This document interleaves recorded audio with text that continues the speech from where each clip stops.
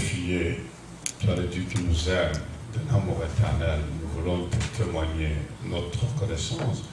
Nous voulons te dire merci de nous avoir accordé l'énergie et le temps d'être en ces lieux. Et nous voulons remettre ce moment à la raison pour laquelle tu nous as rassemblés. Atteins ton objectif, glorifie ton nom, Père, et conduis-nous dans toutes choses. Sois vraiment élevé, sois magnifié, sois célébré en tout, Père, dans le puissant nom de Jésus.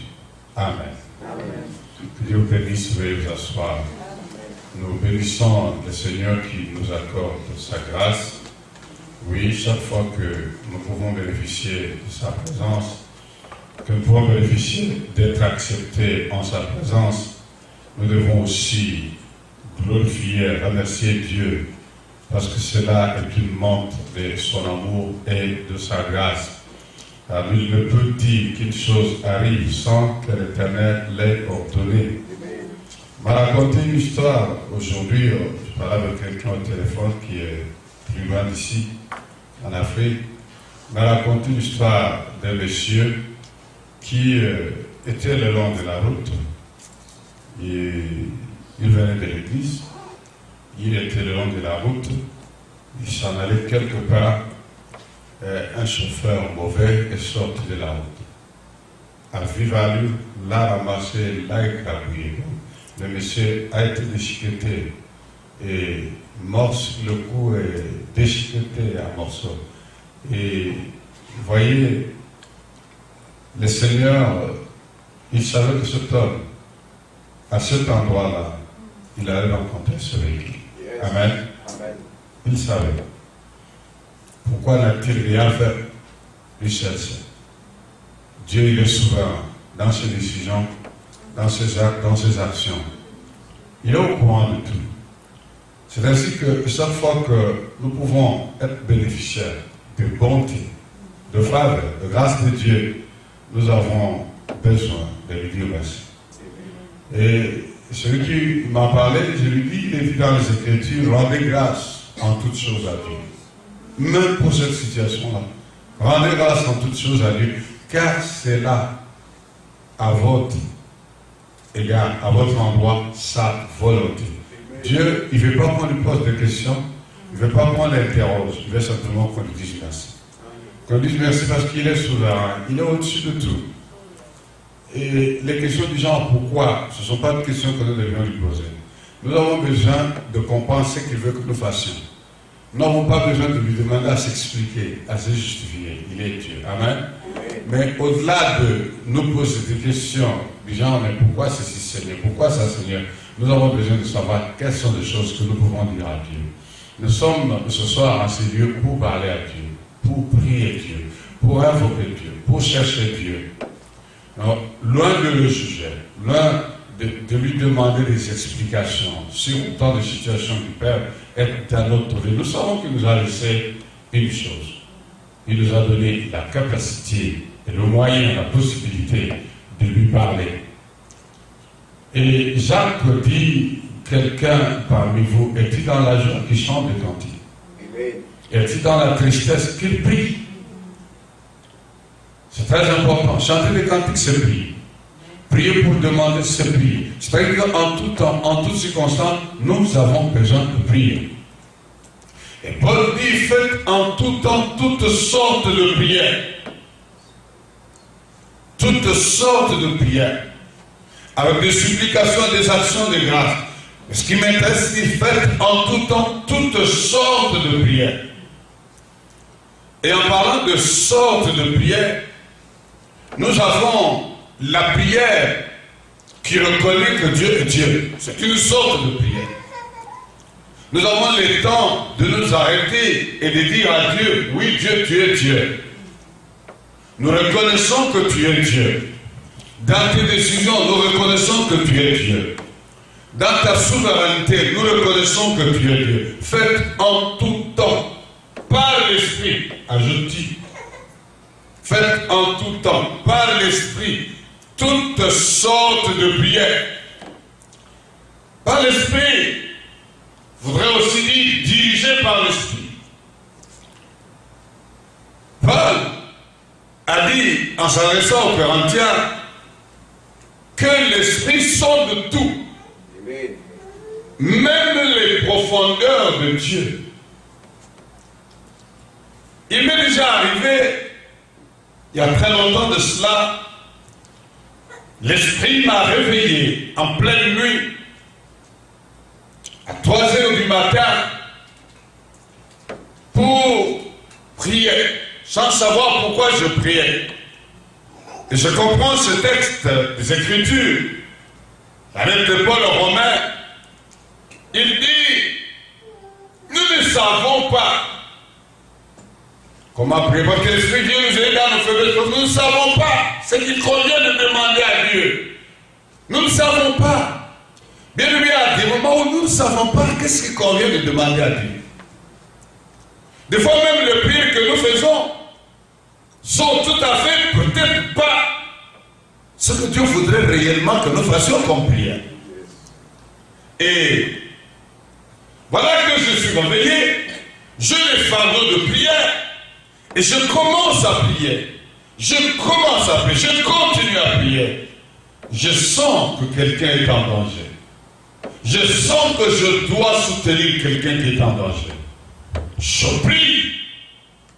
Ma prière se mélange avec les paroles intelligibles et aussi les paroles dans les langues de l'esprit. Je prie, je prie, je prie. J'ai toujours sur mon cœur un lourd fardeau. Je sens que je dois continuer à prier. Je priais comme ça sans savoir exactement pourquoi je priais. Mais je savais, je percevais qu'il y avait quelqu'un qui était en danger. Et je priais, et je priais, et je priais. Enfin, je me suis senti apaisé. Il était 5 heures. Je suis allé dans les lits m'allonger. Et quelques temps après, on a frappé à la porte. Ma femme était allée ouvrir. Une sœur qui priait avec nous, on venait avec elle.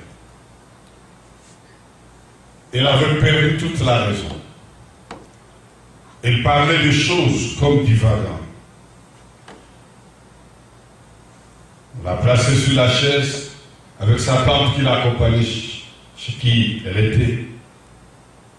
Il dit, elle a su sauter en pleine nuit. Nous ne savons pas qu'est-ce qui se passe et depuis, elle est comme ça. Elle comprend rien, elle voit des choses que nous ne voyons pas. Nous ne sachons rien de ce qu'elle dit. Quand je suis venu, je lui ai posé la question. Tout ce que j'ai compris, la lutte et le combat dans la prière.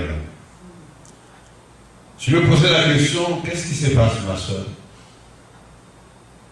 Elle ne m'a pas répondu une chose intelligible.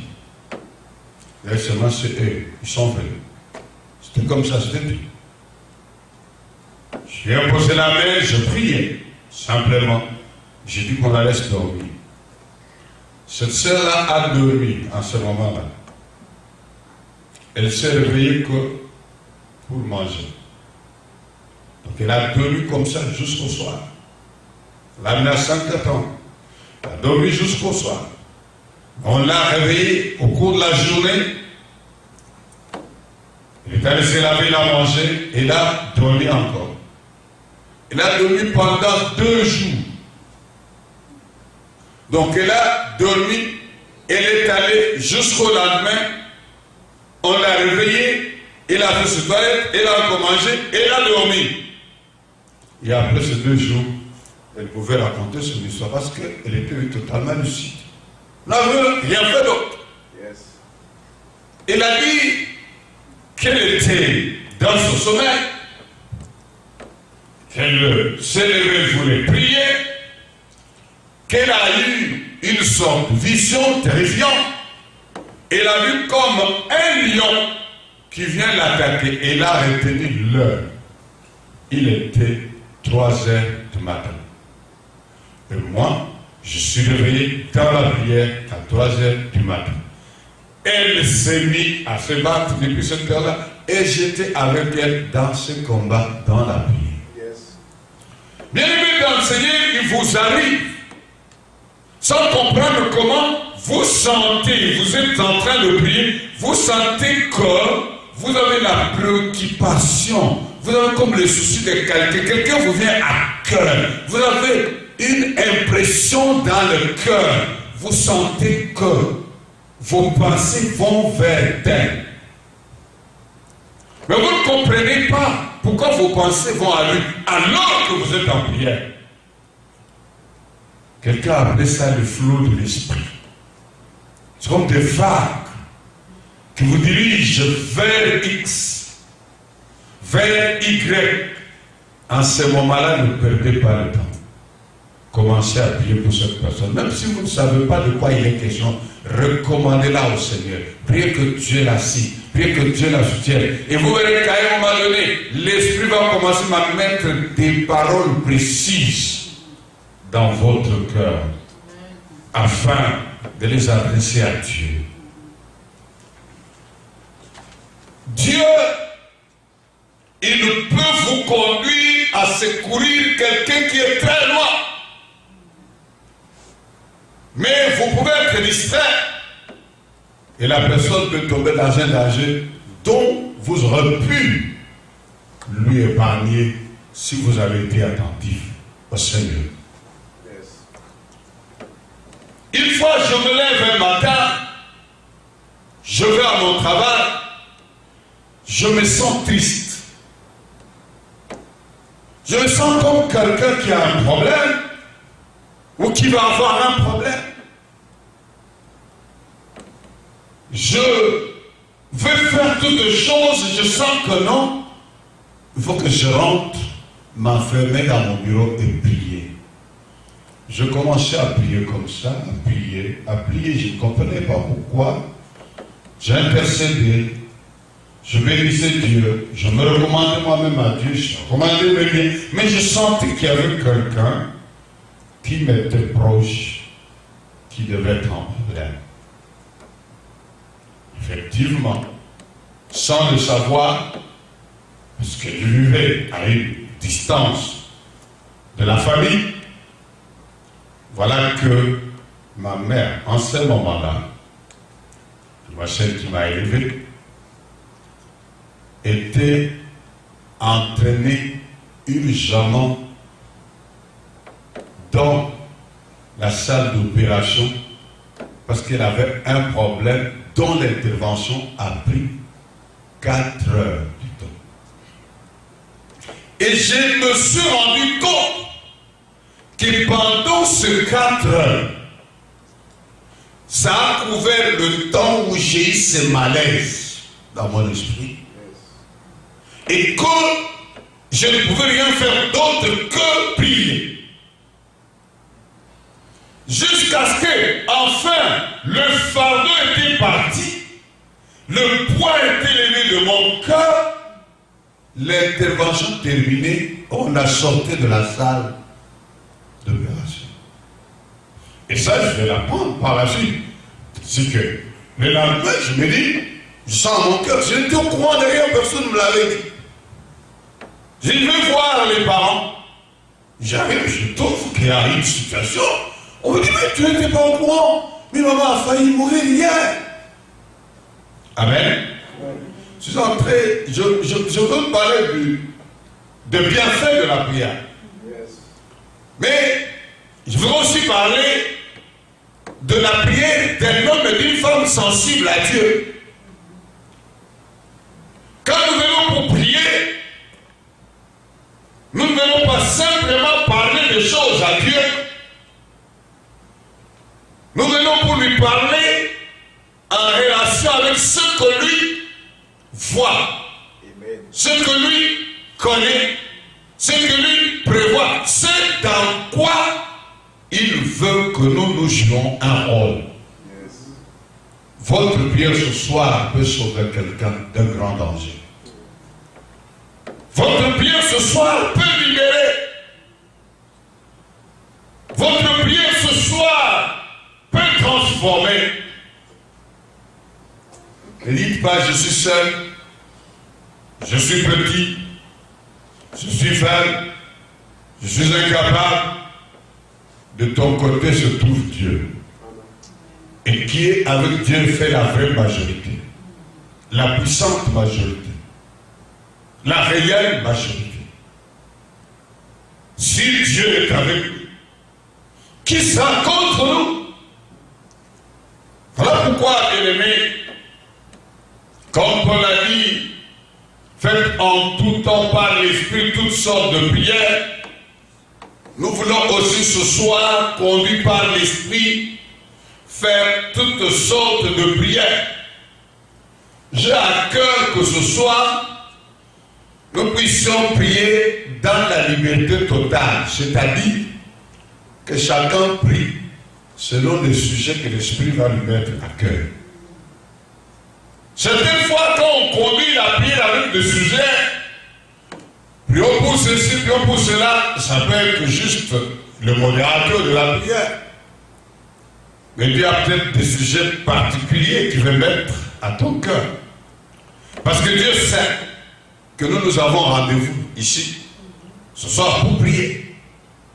Et Dieu, il vient avec ses sujets aussi. Il vient avec ses fardeaux qu'il peut mettre dans notre esprit. Un jeune homme m'a dit, je ne vois pas ce que je dois demander à Dieu. Je ne vois pas pourquoi je dois prier. Je n'ai pas de problème. Je n'ai pas de soucis.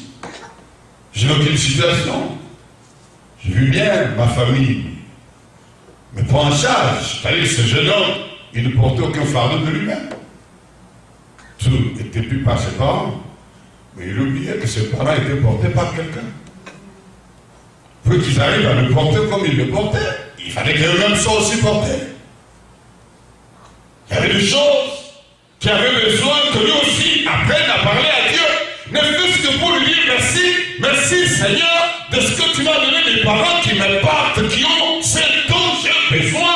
Oh Seigneur, je te dis merci. Ça, c'était aussi une raison de prier.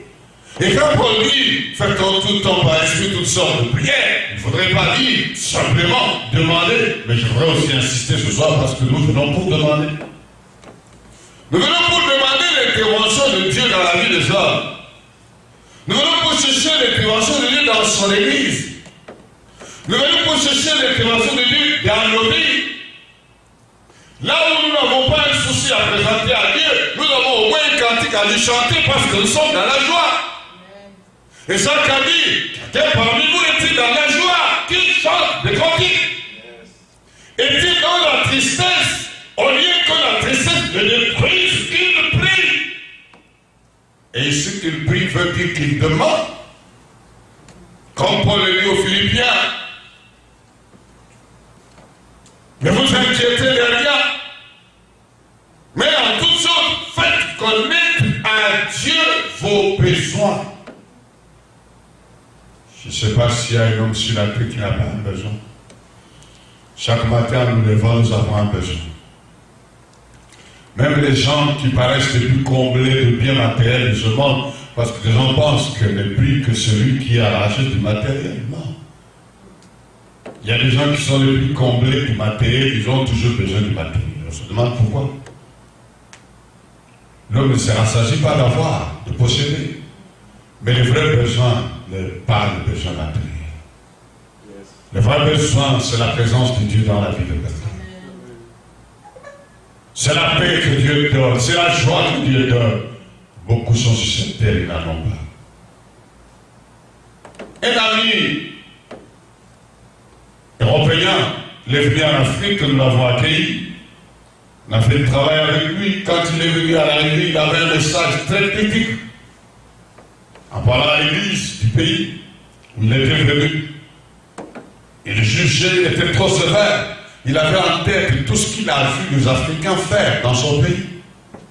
Il était venu pour corriger ces choses, pour parler à ces hommes pervers après lui.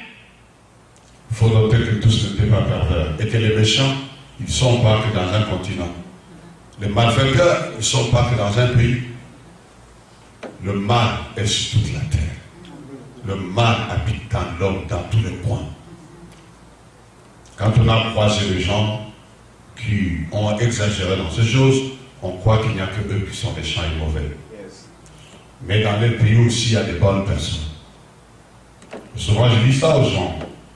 Quand nous allons dans le monde, à gauche, à droite, ils vous découvrent, ils disent, vous venez de tel pays, mais vraiment, vous savez, on a croisé, on a vu et tout. Je dis, ici aussi, il y a des malfaiteurs. Il y en a pas que dans le pays dont vous parlez. C'est pas pour rien que les prisons existent, que la police existe, que les lois existent, que les tribunaux existent, et qu'ils ont des procès continuellement. Autrement, tout aurait été transformé. Les prisons seraient devenues peut-être des boulangeries ou, je ne sais pas, des lieux de culte. Mais tant que les prisons sont remplies, c'est le signe que le mal est sur la terre. Ce n'est pas l'apanage d'un seul point. Mettons ça de côté. Mais ce que cet ami a fait comme expérience, après son jugement critique sévère, dans ses enseignements, dans ses prédications, au point où les gens étaient même choqués, il nous demandait pourquoi vous laissez cet homme continuer à nous parler ici. Après qu'il ait vécu un temps dans ce pays-là, et la veille de son départ, un repas a été organisé à ce repas. On lui a demandé s'il avait une parole, et il m'a dit. Il a pris la parole et il a dit, je me réponds. Je voudrais demander pardon à Dieu. Quand je suis venu ici, j'étais trop critique, c'était une décision personnelle. Je m'étais dit, ces gens, ils exagèrent. Quand ils viennent chez nous, ils font ça, ils font ceci, ils font ça. Maintenant que j'ai l'occasion d'être chez eux, je veux leur parler. Mais quand j'ai commencé à me promener dans ce pays, j'ai rencontré un autre peuple. Il dit, j'ai rencontré quelque chose que je ne vois pas chez moi.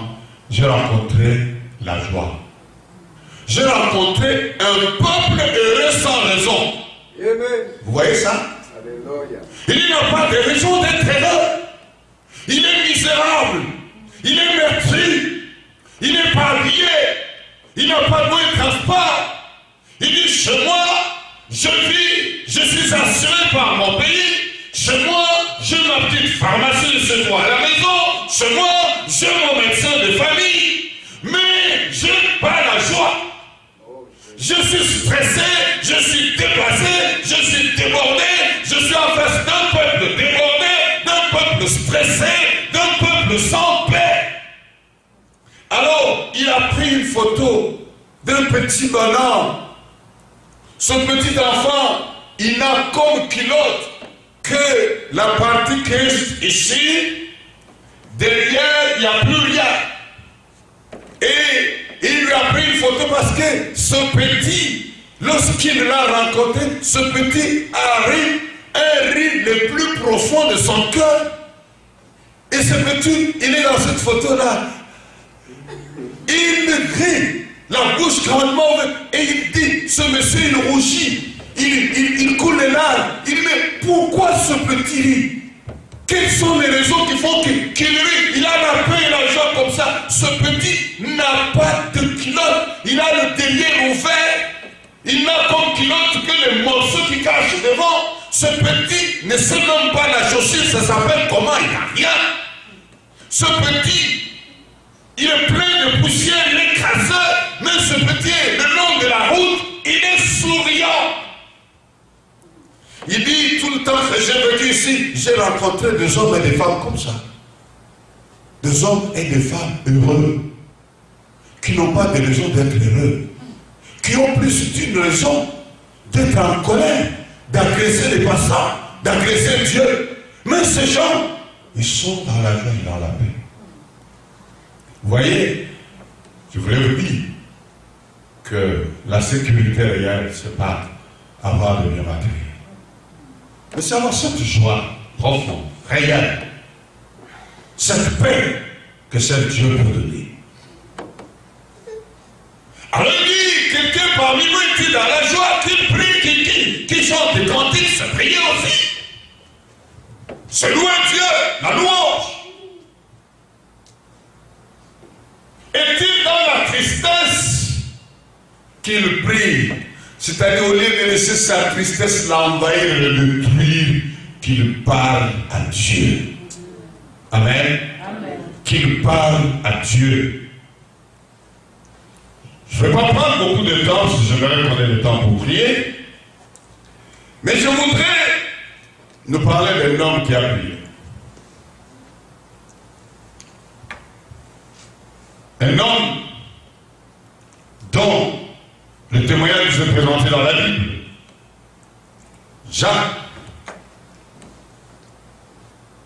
Jacques, l'épître de Jacques, chapitre 5, nous lisons les versets 17 et 18. Jacques 5, 17 et 18. Élie était un homme de la même nature que nous. Il pria avec instance pour qu'il n'ait plus point, et il ne tomba point de pluie sur la terre pendant 3 ans et 6 mois. Puis, il pria de nouveau, et le ciel donna de la pluie. Et la terre produisit son fruit. Élie, la Bible nous dit qu'il était un homme de la même nature, c'est-à-dire comme vous et moi. Élie n'était pas américain, Élie n'était pas africain, Élie n'était pas français, Élie n'était pas belge, Élie n'était pas anglais, il n'était pas tout ce que vous pouvez ajouter, mais il était simplement un homme. Un homme comme vous. Vous savez, un homme, c'est un homme. Sur la terre, il faudra qu'on apprenne à voir un homme comme un homme. Le problème commence quand on commence à regarder l'homme, à le voir comme originaire d'eux. Ou on va les haïr parce qu'on trouve que lui vient d'un pays où ils sont gâtés. Et on cherche à l'attaquer. Ou bien on va le mépriser parce qu'on va considérer qu'il vient d'un pays où ils sont pauvres, il est venu vers nous parce que... Mais il faudra que l'homme sur la terre apprenne à voir son vis-à-vis comme l'homme comme lui, l'homme ayant le même besoin que lui, l'homme ayant les mêmes choses que lui, l'homme vivant et fonctionnant de la même façon que lui. Bien-aimés dans le Seigneur, nous avons tous les mêmes organes, les mêmes besoins et les mêmes maladies peuvent nous décimer. Il n'y a pas de différence à ce niveau. Malheur à ceux qui voient dans un homme provenant d'eux, originaire d'eux, de telle couleur. Ici, on parle des hommes de couleur. Je me demande qui n'est pas homme de couleur sur la terre. Est-ce que le noir existe? Vous avez déjà vu un homme noir? Vous avez déjà vu un homme blanc sur cette terre? Ni blanc ni noir, ça n'existe pas. Qu'on nous donne une couleur qui correspondait réellement à notre teint de peau. Je ne sais pas si je suis noir comme la couverture de mon iPad. Ce genre d'homme ne va pas sur la terre. Et je ne sais pas s'il y a un blanc comme ça. Ça, je ne sais pas encore. C'est ça la couleur blanche, non? C'est comme vous appelez en français. The white color. Mais ça n'a pas d'importance. Jacques, lui, Élie était un homme de la même nature. Voilà ce qui fait l'homme. Un homme de la même nature. Il était comme vous et moi. Et cet homme-là, il a prié Dieu. Selon qu'il a eu la révélation de Dieu, il a prié Dieu pour qu'il ne tombe pas une seule goutte de boue. Et il n'est pas tombé du tout. Et il a encore reprié Dieu, et Dieu a écouté dans le ciel. C'est-à-dire que Dieu a besoin de la prière d'un homme. La Bible dit, Dieu cherche un homme. Amen. Il n'est pas dit, il cherche un noir, il cherche un jaune, il cherche un blanc, un asiatique, qu'on sort. Dieu cherche un homme, il cherche un homme. Dieu a envoyé les hommes sur la terre pour accomplir sa volonté et non pas pour qu'ils aillent en conflit les uns contre les autres à cause des positions géographiques, à cause de leur race et consorts. Non, nous avons une mission. Nous sommes venus dans ce monde servir Dieu. Établir son règne sur la terre.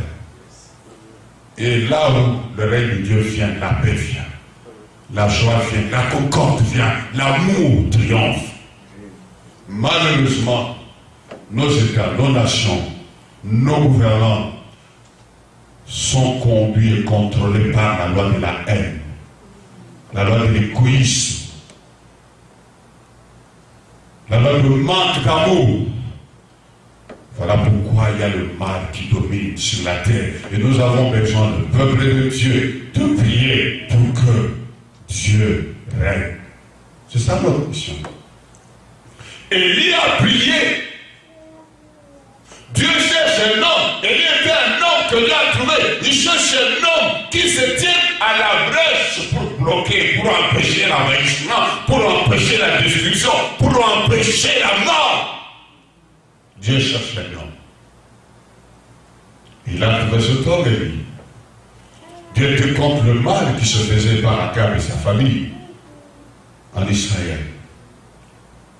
Et je voulais, en lisant ce texte, rentrer dans là où il y a prié, mais dans la dernière partie. Mais je lirai d'abord le verset 16, le livre, dans ce texte dont nous venons de faire la lecture. Au verset 16, il dit: confessez donc vos péchés les uns aux autres et priez les uns pour les autres afin que vous soyez guéris. La partie qui m'intéresse, c'est celle qui suit: la prière fervente du juste a une grande efficacité. Amen. La prière fervente du juste.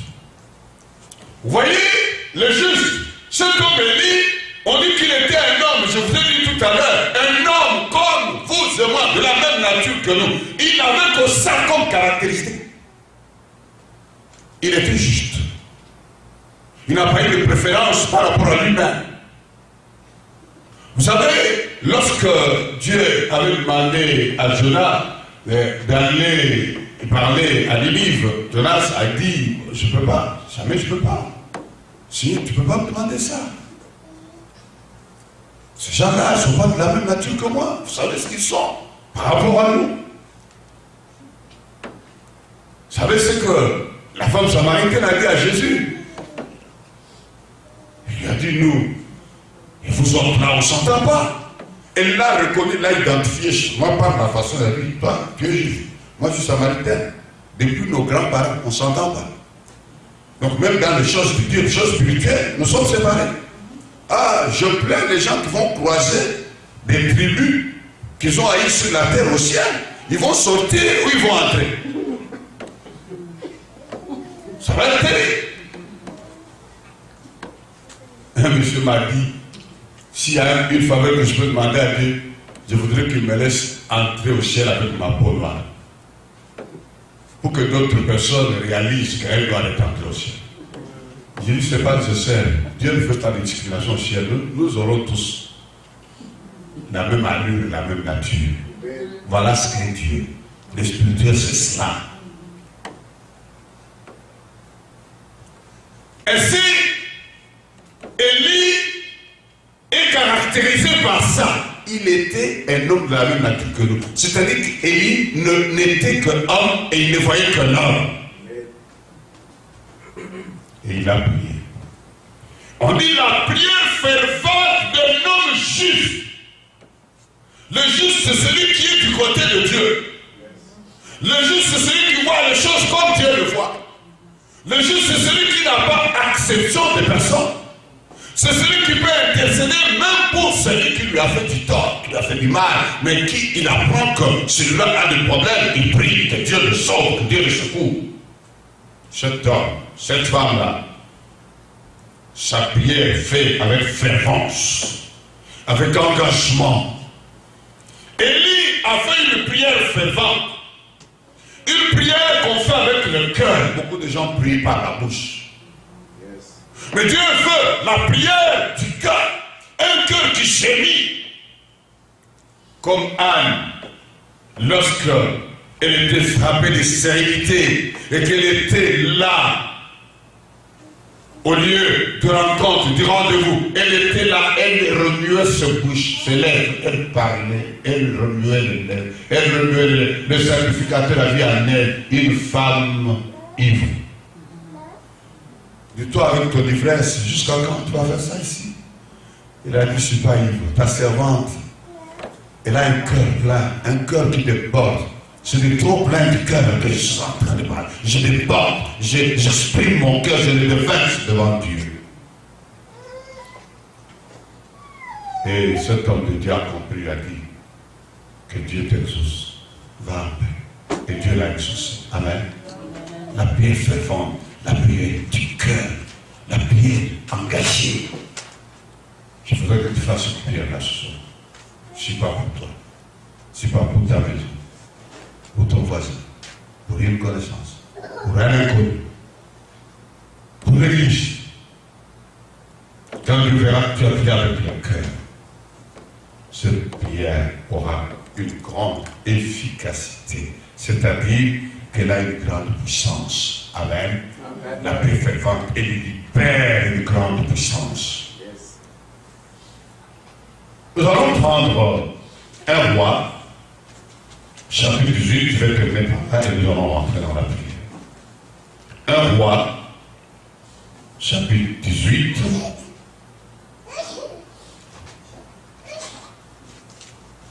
Et nous allons à la fin de ce texte, de ce chapitre, un roi chapitre 18, nous lisons, d'abord lisons le premier verset du chapitre 18. Un roi 18, 1.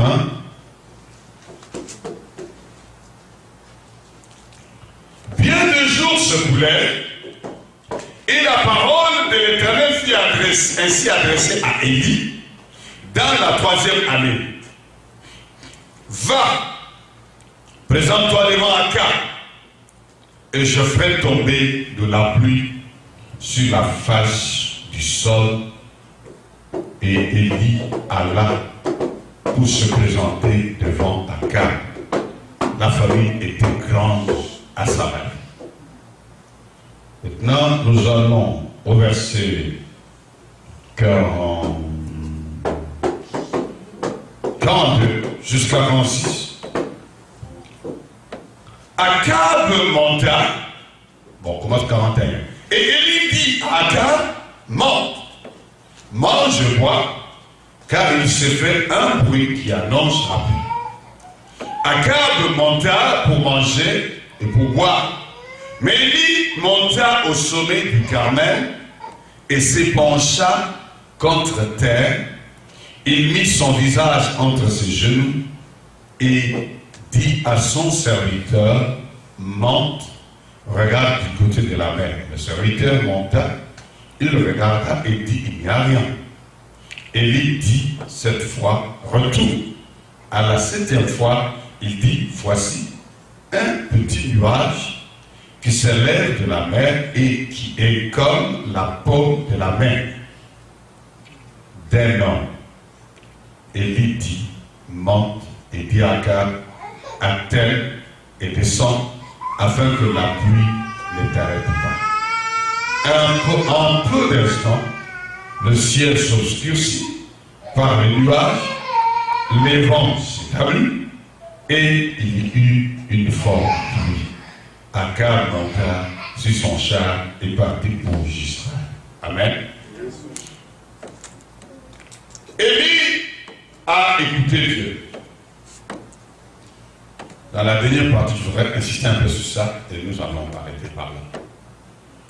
Il a prié, la pluie est partie parce que Dieu lui avait demandé. Mais il a encore prié, comme nous avons vu dans Jacques, la pluie est revenue. Mais ici,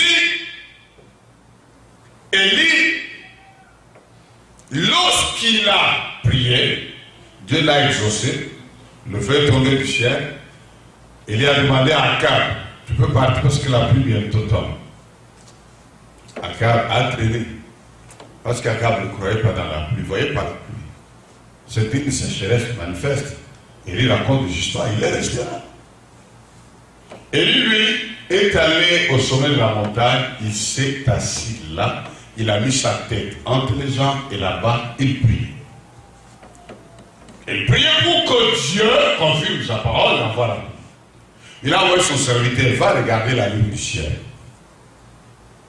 Cet homme, météorologue de circonstances, il examine le ciel dans ses notions de météorologie. Il n'y a pas de pluie.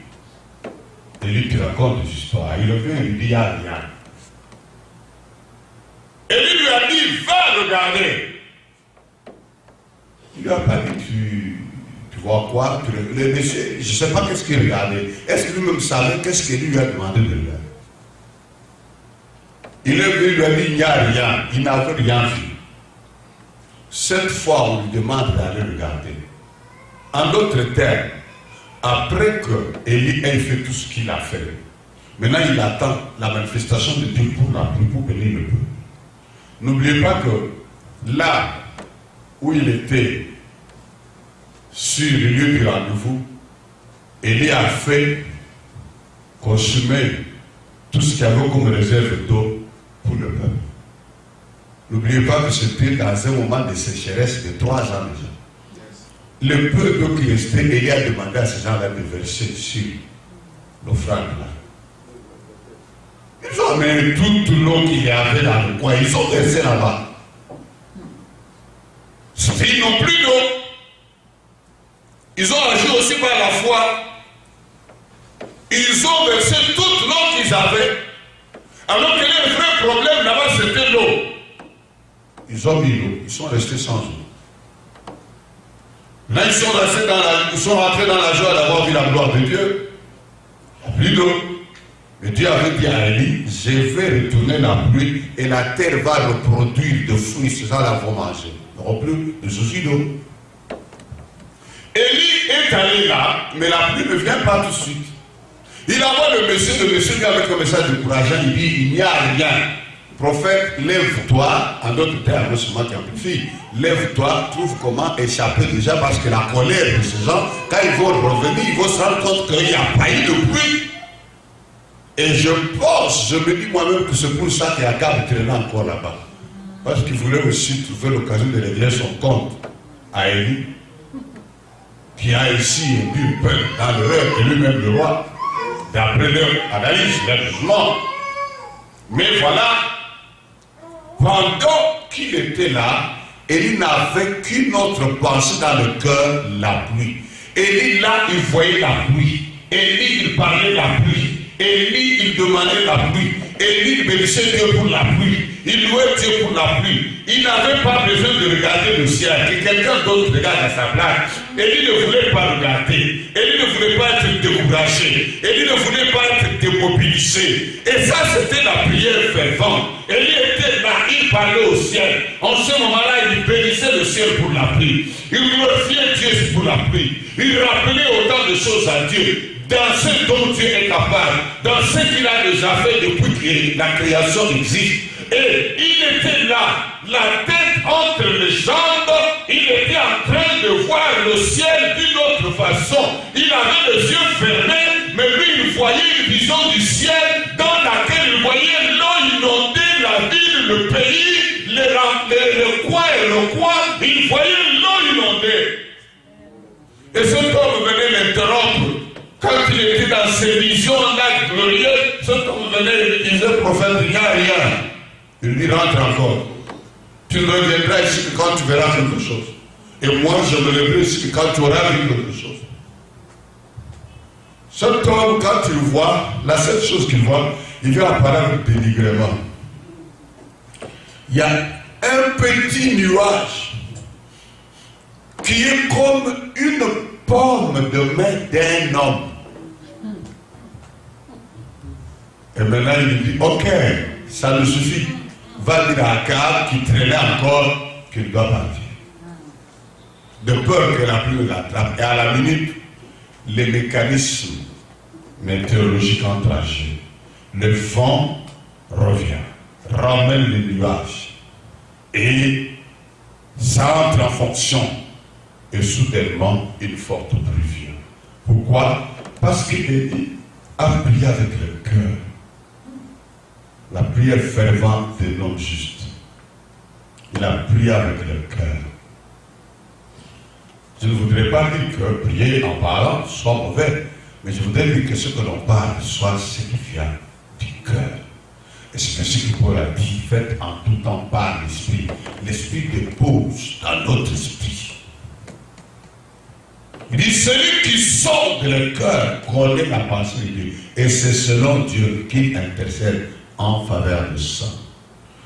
Nous avons besoin que l'Esprit dépose la pensée exacte de Dieu dans nos cœurs et que notre cœur parle à Dieu, que notre cœur gémisse, que notre cœur sente le poids de ce que nous voulons demander à Dieu. Voilà donc, bien-aimés dans le Seigneur, il faudrait prendre le temps qui nous reste pour que nous puissions prier. Que le Seigneur vous bénisse.